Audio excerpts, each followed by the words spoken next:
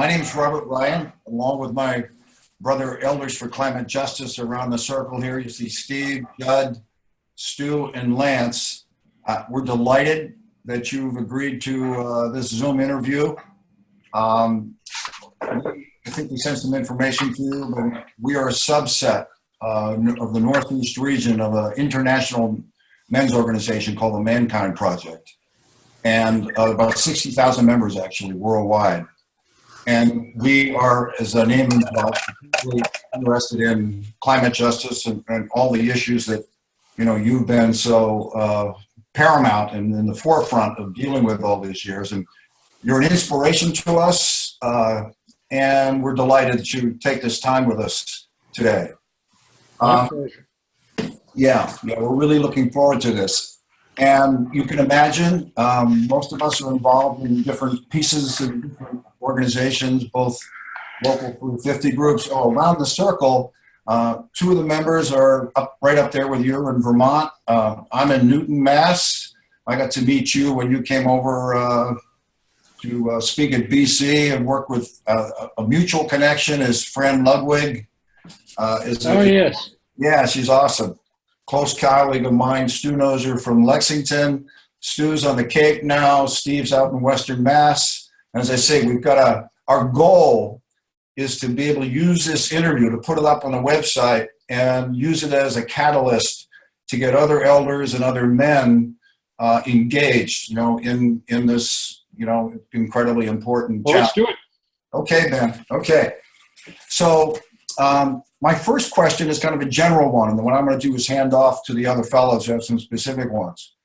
But it's you know, you've been at this a long time, and you've got a very broad and very deep perspective.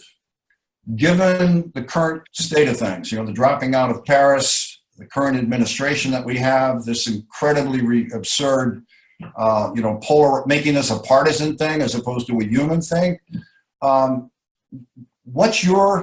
What would you counsel us? What would you advise us to, both in our own work, as well as we in turn try to get more of our membership and more other men in a broader community involved in this kind of thing? So that's the broad perspective from you, and then the brothers will have more specific questions.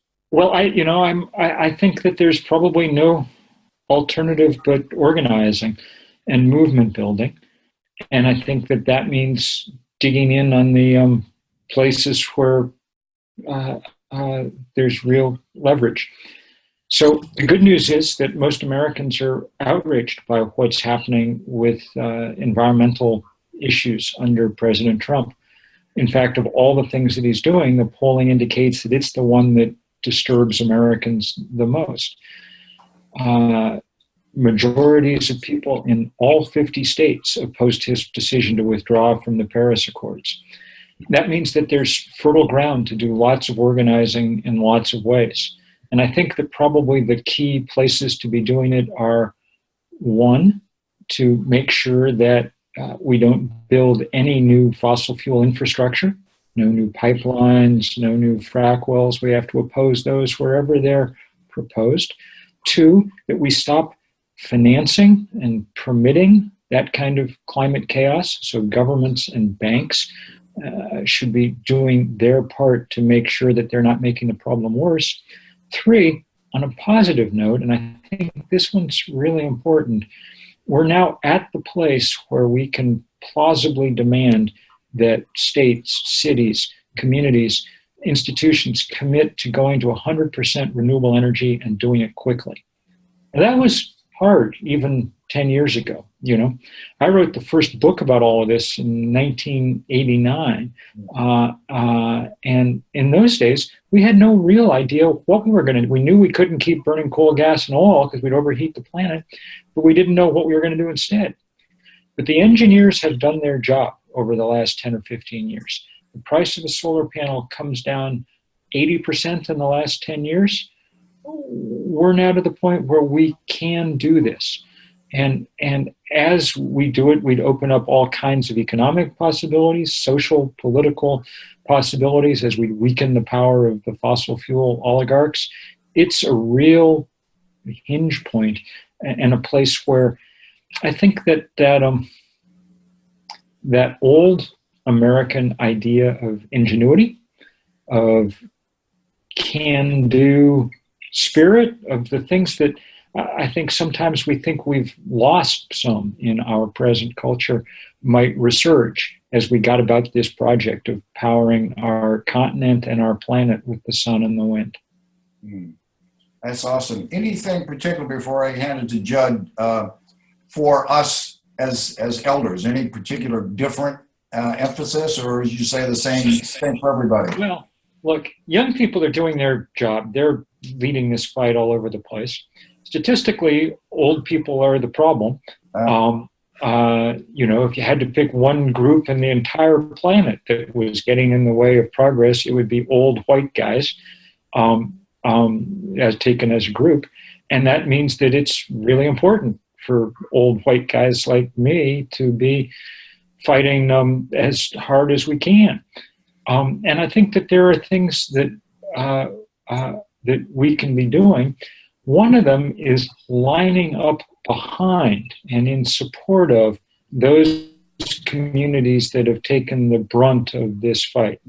Frontline communities, indigenous communities across this continent and around this planet are rightly in the lead here, and we should be figuring out how to follow and support their work. And I think that we shouldn't, out of our kind of old-fashioned desire to have everybody all get along or have everything be bipartisan or, whatever, we shouldn't, we should be willing to accept that these are actually communities with a great deal of wisdom about confronting power. And confronting power, particularly the power of the fossil fuel industry, is our task. Second thing I'd say is that one of the things that older people can do more easily than young is take risks. I come to Washington for the fight, beginning of the fight against the Keystone Pipeline, which turned into the biggest civil disobedience action about anything in this country in many decades, a couple of decades anyway. And when I wrote that letter, one of the things I said was, I don't think young people should have to be the cannon fodder here, because if you're 22, an arrest record's probably not the best thing for your resume. One of the few unmixed blessings of growing older is, past a certain point, what the hell are they going to do to you? And so it was with some pleasure that I was a lot of people with hairlines like mine that were arriving. Now, we didn't ask people as they got arrested, how old are you? Because that would be rude. But we did, cleverly, I think, say, who was president when you were born? Okay. The two biggest cohorts came from the FDR and the Truman administrations. Wow. On the last day of those protests, there was a man arrested with a sign around his neck that said, World War II vet, handle with care. Wow. He was so old, he'd been born in the Warren Harding administration. Okay, that was powerful.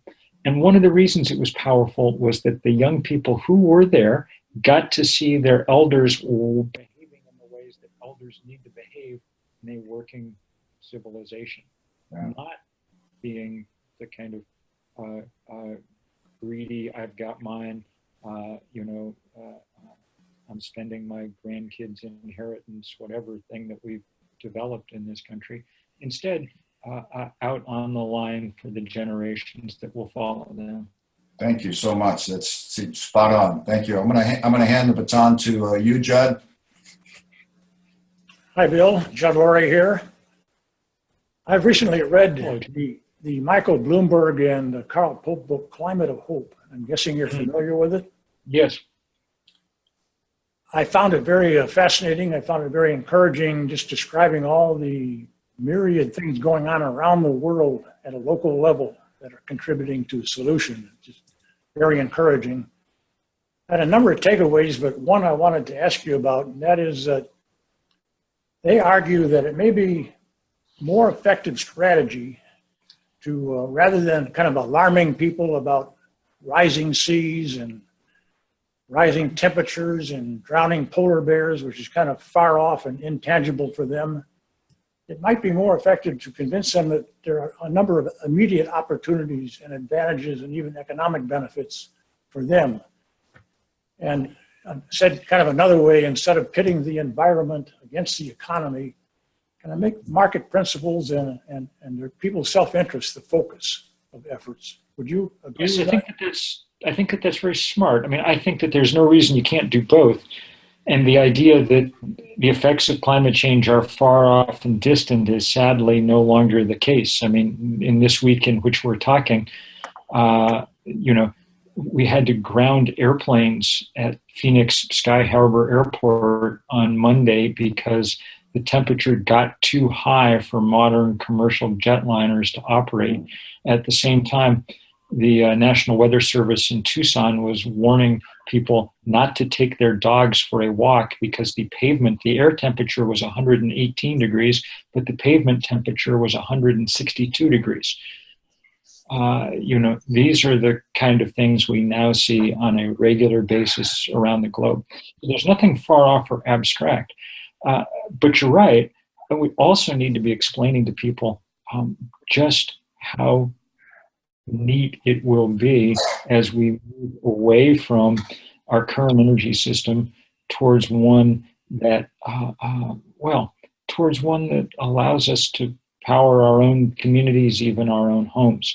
The polling shows that every class of Americans, Republicans, Democrats, Independents, loves solar power. It polls better than just about anything in the entire country. And people like it for different reasons. Suburban Republicans tend to like the idea that, it's like they're in control of their own, fortress house,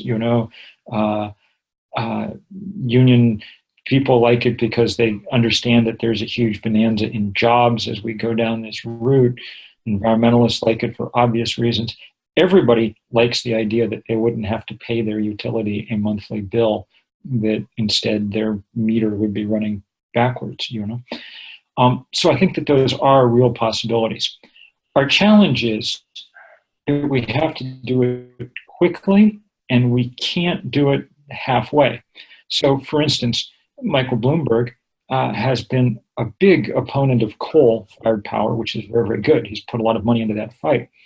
But he's tried to substitute natural gas for coal, which, as it turns out, science has shown us over the last 3 or 4 years is a bad idea because of the amount of methane that we're pouring into the atmosphere as we make that conversion off coal and onto natural gas. Methane, CH4, is another potent greenhouse gas. So at this point, we have to be thorough about this. No half measures. It's actually time to go to 100% renewable energy. And the good news is lots of places are doing it. As we talk this week, China just announced that their 4th largest province, Qinghai province, this week is running a week-long, 7-day, 24-hour-a-day test of whether it can run the province on entirely sun, wind, and hydropower. And it's going to succeed, and that will be a very powerful thing when it does.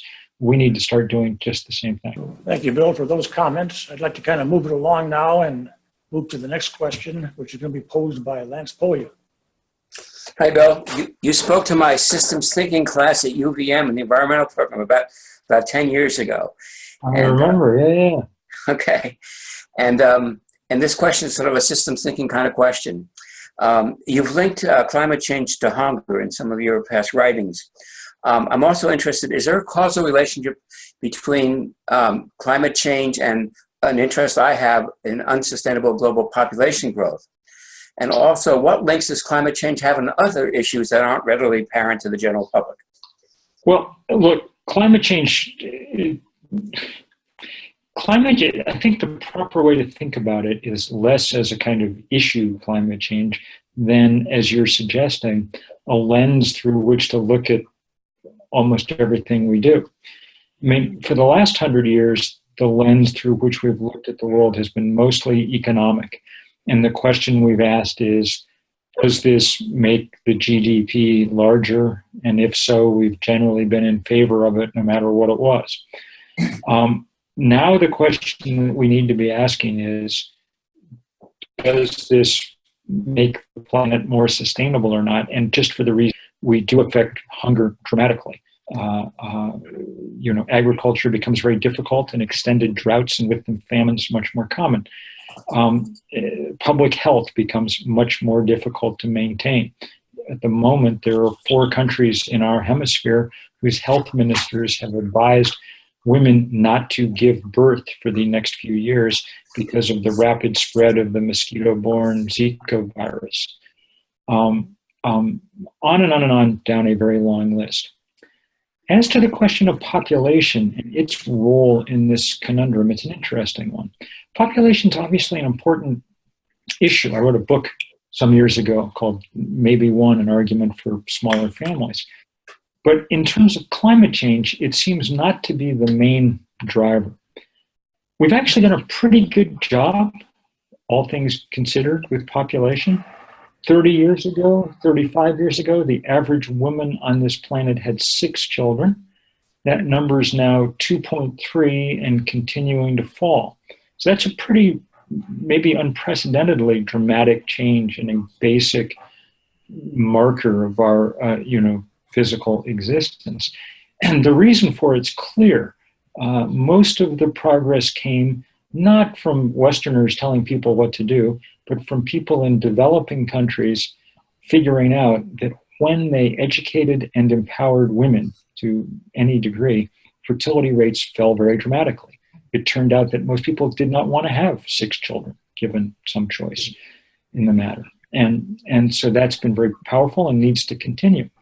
The population is continuing to grow. We're at about 7 billion now, and we're going to probably reach someplace around 9 billion by mid-century before things top out.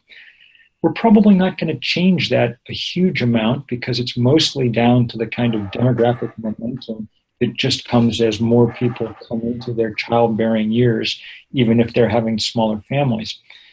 And I think that it's probably not the biggest systems problem that we face because most of that population growth is coming in places that use so little energy that they're not a main player.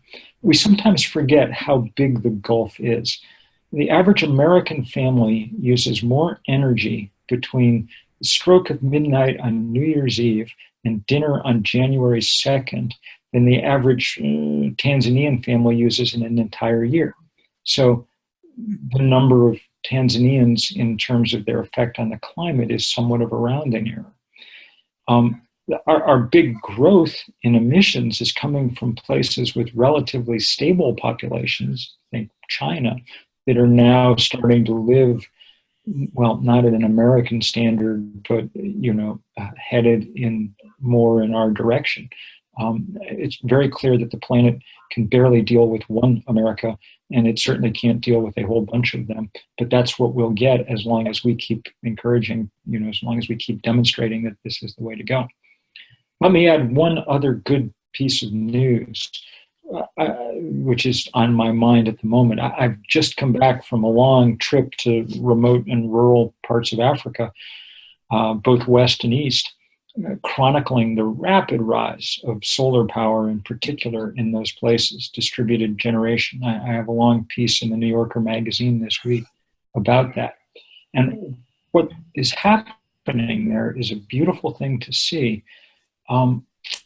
Places for whom the fossil fuel revolution that's dominated our life for the last 200 years, places for whom that might as well not have ever happened, places that were untouched by it are finally getting their first power, and they're doing it by leapfrogging straight to renewable energy.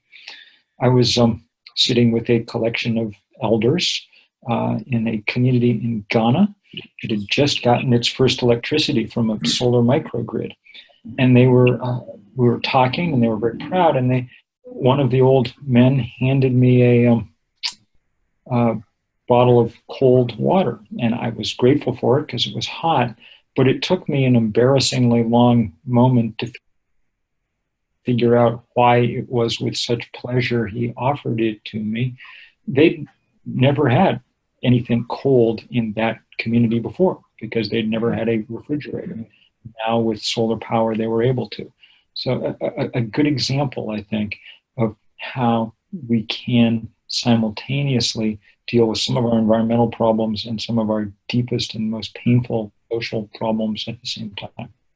Thank you. Interesting response. Bill, it's a pleasure to be interviewing you. Myself, I'm a psychotherapist, and I have some interest in inner renewable energy, not just the renewable energy in the world. So if I could, I'd like to ask you a personal question. Joanna Macy, whom I believe you may know, at least know of, talks a lot about the high incidence of despair in those who have devoted time to social change issues. And as I count, I think you're approaching your 4th decade of involvement in this. And I was curious in the course of this, if the despair comes up for you as you, for example, around the Keystone Pipeline issue, had a victory as you wrote about in Oil and Honey, and then found this kind of swept off the table. So I was curious about whether this despair comes up for you in the midst of these struggles. Well, of course it does sometimes. I mean, the title of my first book that I wrote about all of this was The End of Nature. So, I haven't been super cheerful the entire time. On the other hand, I've found great solace in fighting. I think the most desperate place to be is a place where you're thinking there's nothing that I can do. And instead, once we started building movements like 350.org and discovered that there were literally millions of people in every corner of the planet who wanted to work with us, that was a very good moment. And when I get a little depressed, I'll go and look at some of the vast collection of pictures in our Flickr account from, we think we've now run about 20,000 demonstrations in every country save North Korea. And, if people in places that didn't contribute to the problem are nonetheless willing to work together with us on the solutions, then certainly those of us who caused the problem can do it too. That doesn't mean that I don't get pessimistic. There are moments when the science is so bleak that it's very difficult not to. There are days when it has to be enough simply to be causing a certain amount of trouble for the bad guys. To be a pain in the ass to the Exxons of the world, some days has to be its own reward. Thank you, Bill. I'm going to hand you off to my colleague, Stu Kennedy. Stu?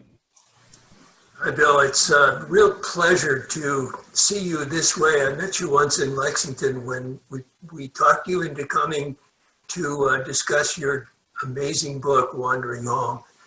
And I got to meet your dear mother, Peggy, at that point also. I have a really specific kind of technical question. Would you prefer to see a California-like cost cap and trade system or a carbon tax system be enacted, either at the state levels or the federal level?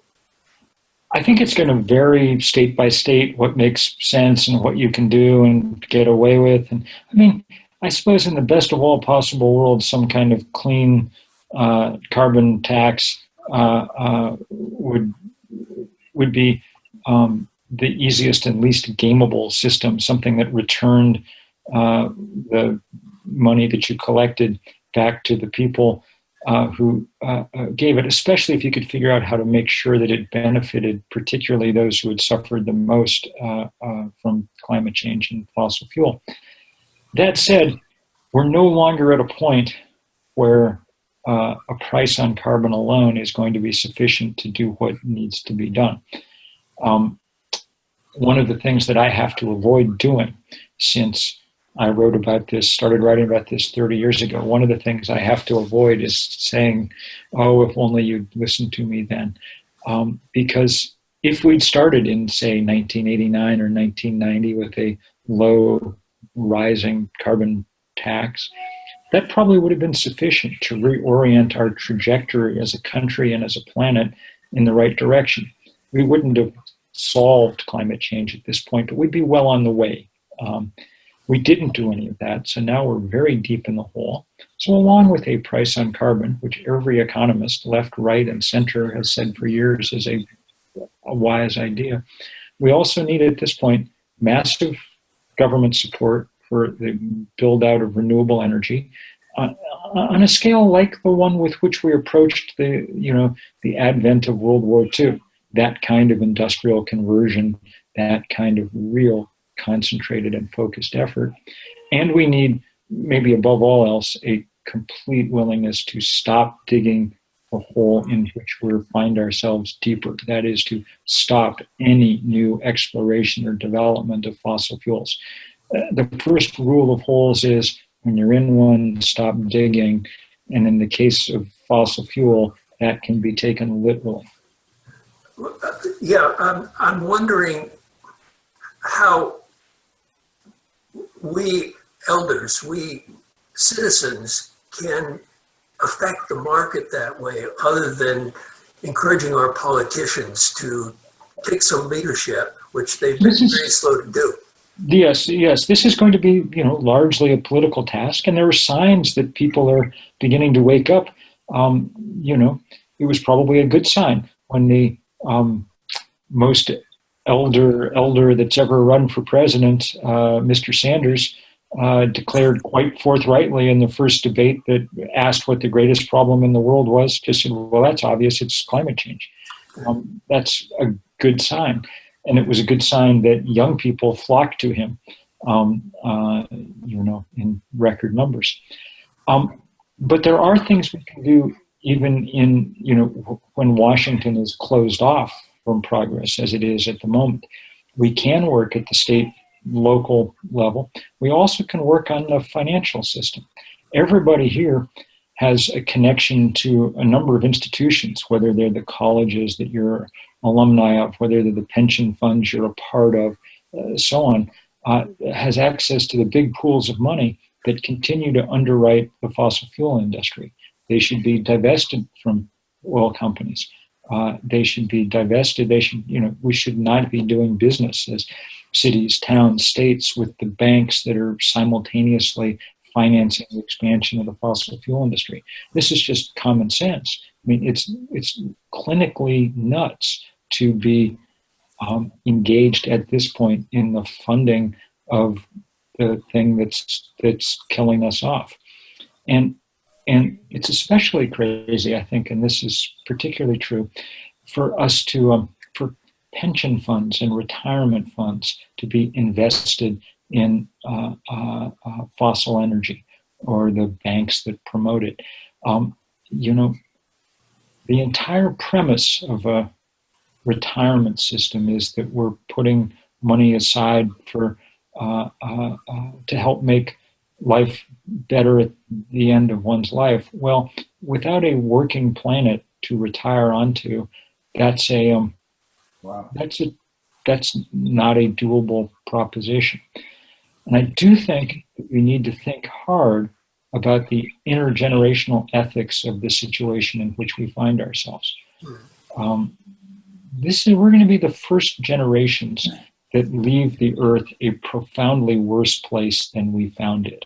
Okay, and that's a heavy burden, and one that we should do everything we can think of in the waning years of our existence here to correct in at least some small way. Well, thank you so much for that thoughtful answer, for all your thoughtful answers. Do we have time for one more question? Yes. Okay, I'd like to hand over then to Lance Polya. I want to follow up on my original question about impacts of climate change on other areas of our life that men would not normally think impacts them. Some of the more subtle impacts of climate change, not that you've written about, but things that would happen in our day-to-day life that we don't think about, but really does have an impact. For example? What are you thinking? What kind of things are you thinking? No, I was asking you. I didn't know any. I thought there were some that we couldn't think of. I think the walking the dog one's an example, right? When you change the temperature, what you're basically doing is changing the amount of energy trapped in the narrow envelope of atmosphere in which we live. We're trapping more of the sun's energy, a lot more. The carbon that we put in the atmosphere traps each day the heat equivalent of about 400,000 Hiroshima-sized explosions. So that's why, things like the ice are melting so fast. But that heat expresses itself in thousands of different ways. You get much more evaporation, and then once that water is up in the atmosphere, you get much more precipitation in terms of the big downpours and floods. So people who care about things like gardening and farming are among the first to really notice these changes. The path of the seasons, for those of us at a more northern latitude, one of the things that we've taken absolutely for granted all our lives, in fact, the thing really around which we kind of measure the tempo of our lives, is now shifted very, very dramatically. And with these come just endless changes to everyday life. If you like to get up in the morning and drink a cup of coffee, the climate is beginning to make it very difficult for people to grow coffee in the places that we're used to doing it. If you like to end the day with a bottle of wine, it's gotten much harder for vineyards around the planet to keep doing what they're doing. Clearly grape growing is shifting north and quickly, but there's strong limits as to how much of that is possible. Pretty much all the things that we take for granted in our world depend in the end on the climate working the way that it's worked for the 10,000 years of human history. And we're moving into a world where that can't be taken for granted. And it's that unpredictability above all else that probably is the single greatest change. We're handing off a world, for 10,000 years, which is how long we have human history. It's always been a safe bet that fundamental things would stay the same. If you could grow corn in a field, your granddaughter would be able to do the same. That's now a sucker's bet. So from top to bottom and to the very most basic things, I guess I'll end by saying that the World Health Organization estimates that human beings already are able to do about 10% less labor outdoors on a given day than they were 50 years ago, because it's gotten hotter and more humid, and that'll be 30 or 40% by the middle of the century. So our basic definition of, what a man or woman can do, who they are, what they can be, is shifting. And our job is to keep it from shifting any more than it absolutely has to at this point. That is the greatest fight in which humans have ever enrolled. The things that are asked of us are not as great as were asked in other times. Our fathers had to go off and kill or be killed to stop fascism in Europe, which was the great threat of the last century. The great threat of our time doesn't demand that we kill anyone or die in the process, but it does demand that we go well outside our comfort zone, because the planet is well outside of its. So I will look forward to seeing you all in jail or someplace down the road. Thank you all very much. Thank you so much. Thank you. Blessings.